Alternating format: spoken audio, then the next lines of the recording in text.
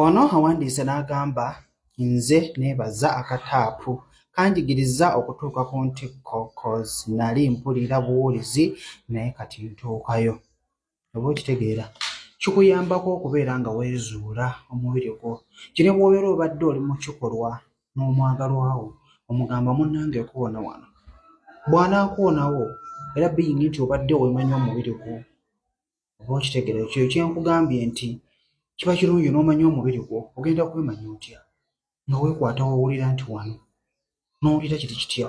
Kati we tubeera mu kikolwa bw'onoŋŋamba nti kuwona wano, bwe nnaakuwonawo of course ojja kumala. Oba okitegeera so toyinza kuŋŋamba nti gwe tomalanga, okitegeeza naawe teweezuulangako.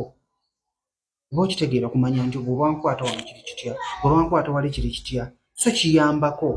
Tweyanziza nnyo tweyanzege. Kojja ntambye Ssemuto, tuyiga bingi, tuyiga ekituufu kyabyo n'okubona nti wali mwana muto